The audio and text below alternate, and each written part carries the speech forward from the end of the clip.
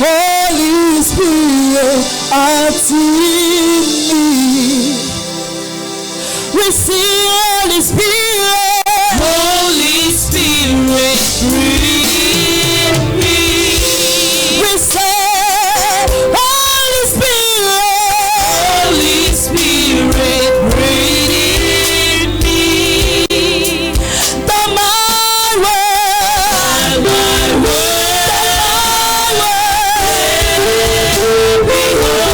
Holy Spirit, that you have to me. Holy Spirit to me. Holy Spirit that's in me. Prepare Holy Spirit to me. Holy Spirit that's in me. That my tongue, let me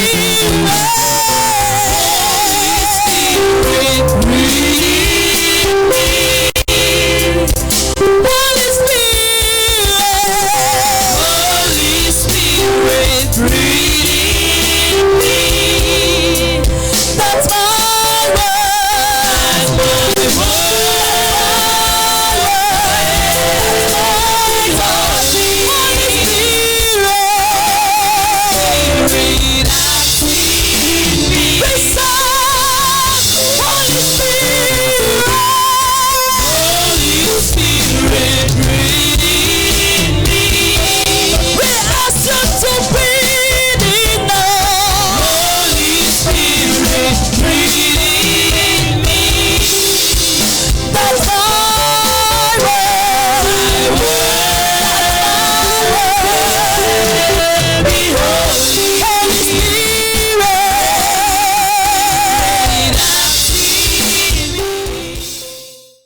Second Kings chapter 5, verse 9 through 14. So Naaman came with his horses and with his chariots and stood at the door of the house of Elisha. And Elisha sent a messenger. Elisha did what? You can put there, sent a servant. He sent a messenger unto him, saying, Go and watch in Jordan 7 times, and thy flesh shall come again to thee, and thou shalt be clean. But Naaman was wroth, he was angry, and went away, and said, Behold, I thought he will surely come out to me, and stand and call on the name of the Lord his God, and strike his hand over the place, and recover the leper. Are not Abana, Pharpar, rivers of Damascus better than all the waters of Israel? May I not wash in them and be clean? So he turned and went away in a rush. 13. And his servant, that is Naaman's servant, came near and spake unto him, and said, My father, if the prophet had bid thee to do some great thing, wouldest thou not have done it? How much rather then, when he saith to thee, Watch and be clean?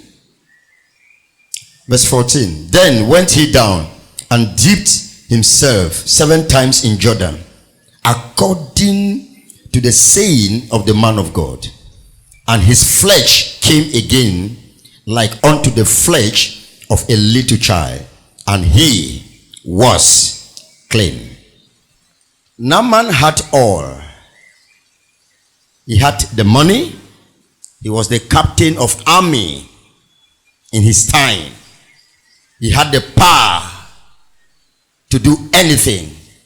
His position, he could use his position to get anything he wanted in life as the captain of army in his time.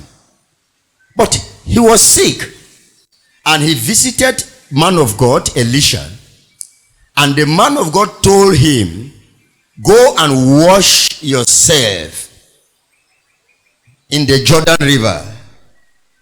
The captain Naaman said, No, we have better rivers in Damascus. Better rivers, cleaner than this one here. Perfect rivers, nice rivers, clean rivers. I would have washed myself there. If the issue was to wash in the river, I would have washed myself there. I thought you would come from your house and touch me and heal me, but you are sending your servant to tell me that I should go and wash myself in the river? Naaman said, I will not do it. Naaman rejected the prophecy. Naaman rejected the declaration, the prophecy, the vision of the man of God. And he was on his way going back with anger, with bitterness. The servant of Naaman called his master. It was not his money. The servant called him, My father, please, I have a suggestion. My father, please, I have a suggestion.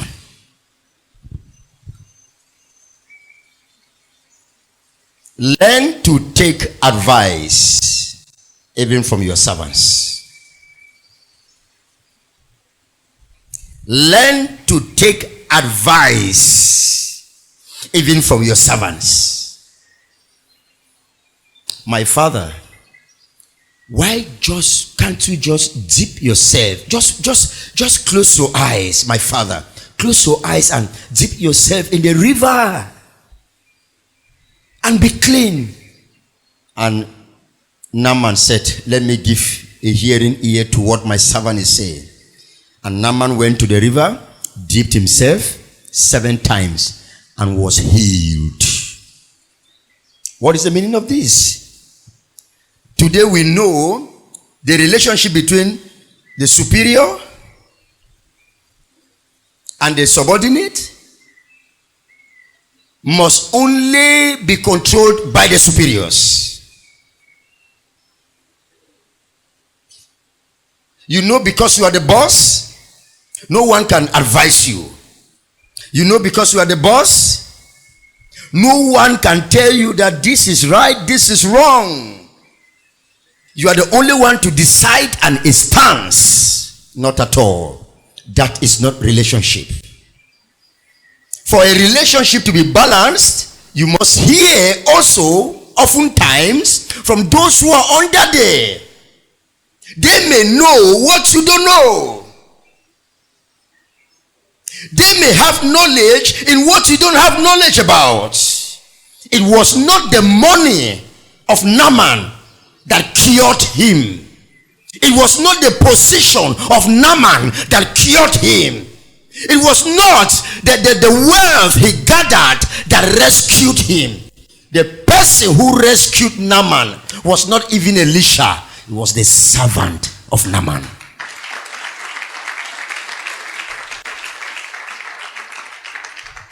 The person who rescued Naaman was not Elisha the prophet. Elisha gave the prophecy and Naaman took it and threw in the bush.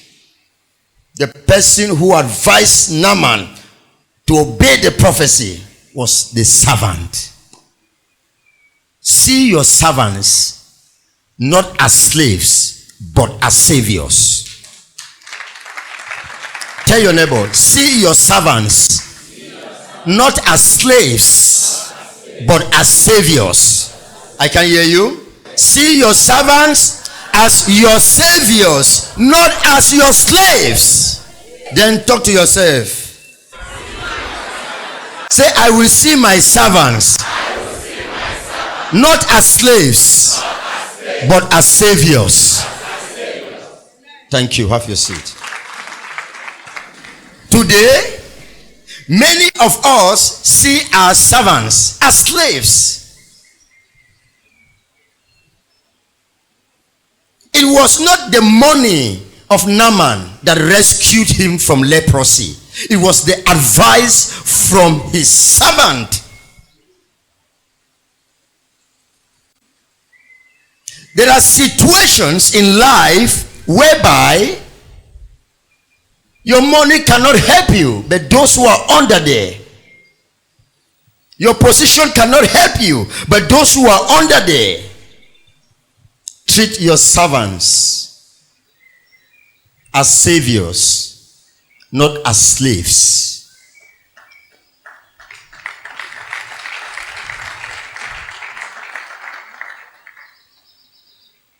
You want to give your servants food, you give them food that has been in the, forgotten in the pot and is sour. You take and give them because they are servants.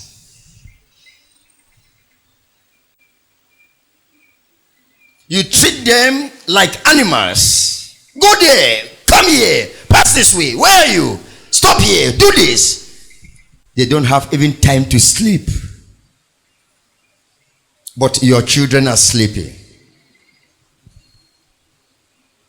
Treat your servants as saviors, not as slaves. Many of us, we have servants back home, our cleaners, our gardeners, and just because maybe you pay them monthly or yearly, you treat them as slaves. It is your servant who may stand the door to stop any attack in your house or open the door for any attack to come in. It's your servant. Your servant is the door to your life, but you don't know. Your servants, they are the doors to your lives. If they open, enemy comes in. If they block, enemy stands out. Treat your servants as saviors. There are times you make them feel important. You make them feel honored. There are times you can invite them to sit with you on the same table and eat. You don't know what you are doing. The more you bring your servants closer to you, the more you gain from your servants. As you are paying them monthly, they also are there to give you informations you may not know monthly. As you are paying them, don't retrieve yourself from them. Unite yourself. And I'm telling you, whatever you are saying, I'm paying my servant, you are not paying. You can't pay a servant. You are appreciating them for what they are doing.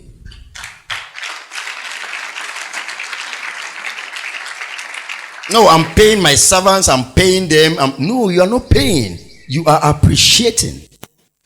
You can't pay a human being. Maybe what you are working at your job site, they say they are paying you per month, they are paying your salary. No, that word pay is not supposed to be used for human beings. We pay for dresses. We pay for dresses, for shoes. But anything that concerns a human being rendering a service, you are not paying, you are appreciating.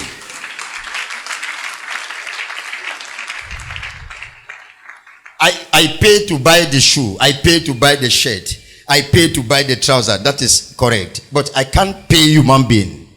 You can't pay God's image. You can't pay God's image, God's person. You can't.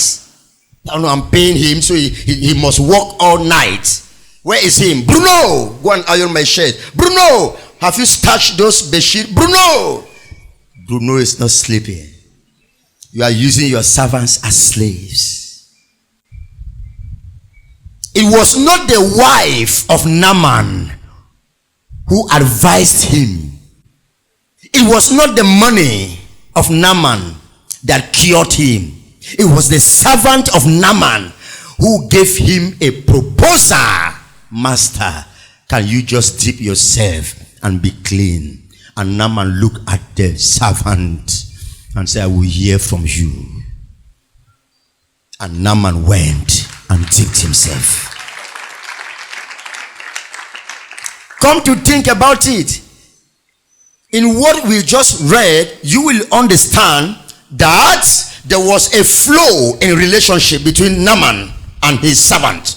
If not, the servant wouldn't have that courage to meet the master. There was a flow. Am I communicating to somebody here? There was a flow. It means they were interacting. Learn to interact with your servants. I know you are giving the money at the end of the month. Learn to interact. You will gain something you may not gain with money. You may gain something from them which money could not give it to you. Learn to interact with your servants. Your servants are not slaves, they are saviors.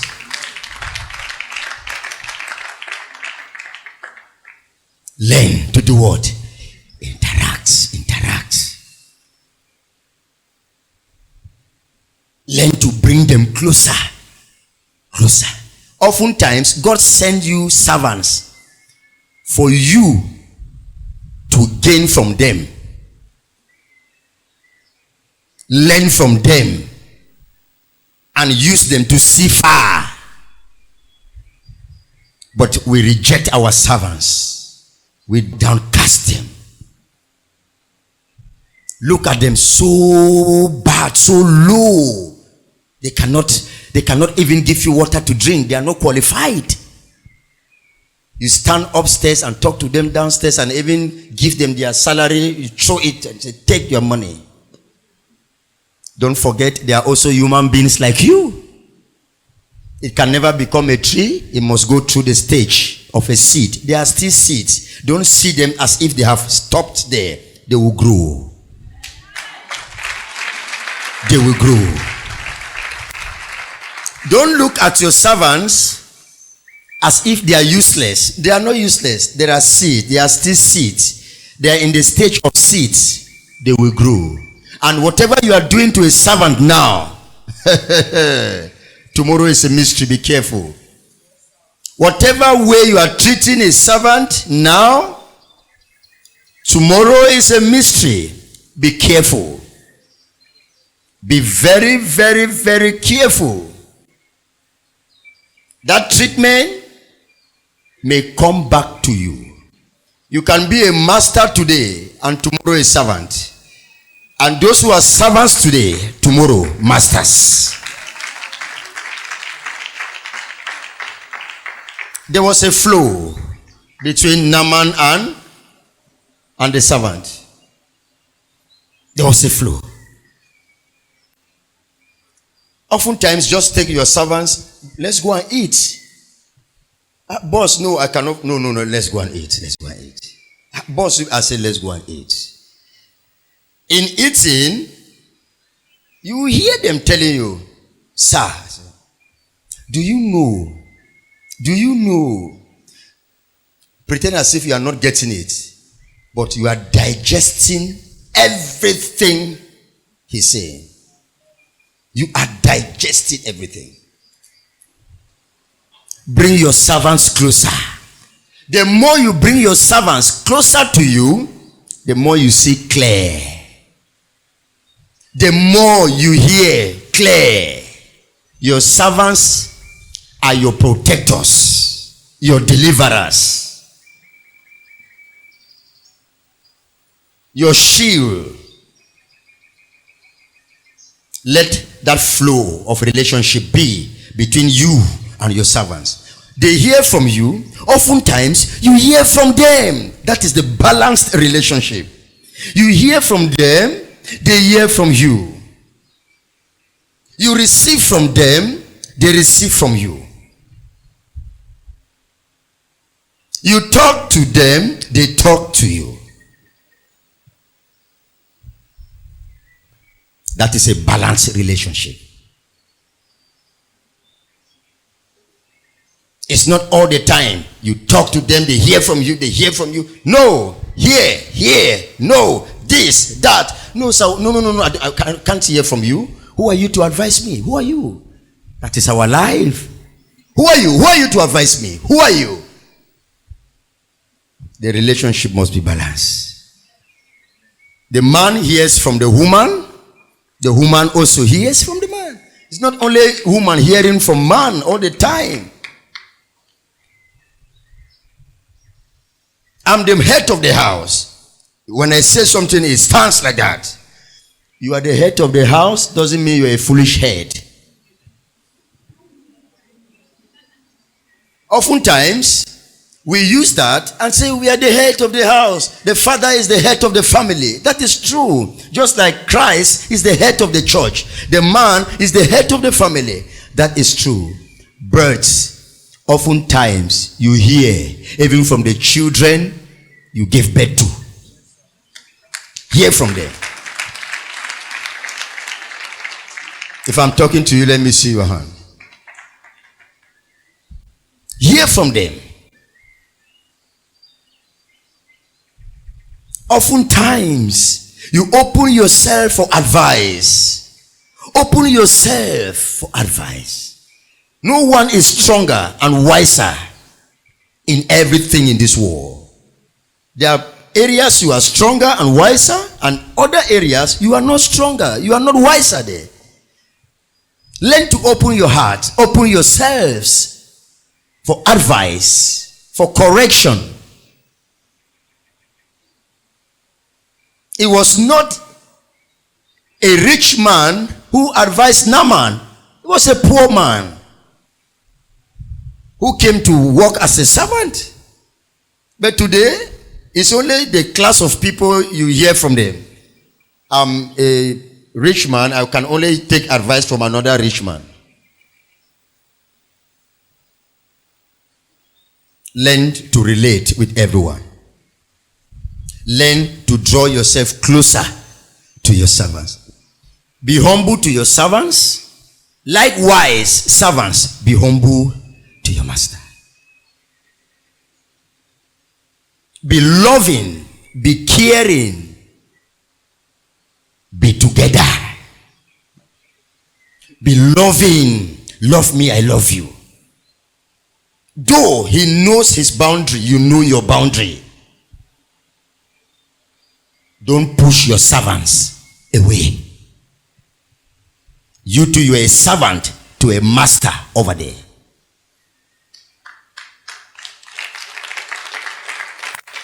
Are we communicating here? That is it.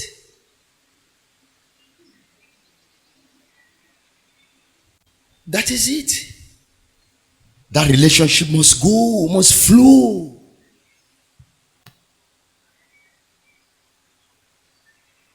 Which you can feel free to come and tell me that this is what is happening. Because without your servants having that flow relationship, listen, it's not everything God will tell you. Even as a man of God, if your servants are very far from you, there are things that God has to use by them to tell you. And many of us, we don't know that God can use a servant to speak to us.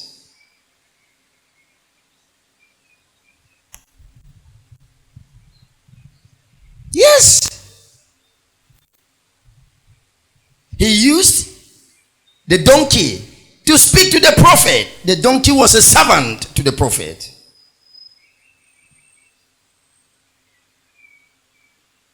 God used the donkey to speak to the prophet, and the donkey was a servant to the prophet.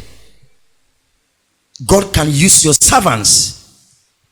God can use your servants to speak to you. Bring them closer.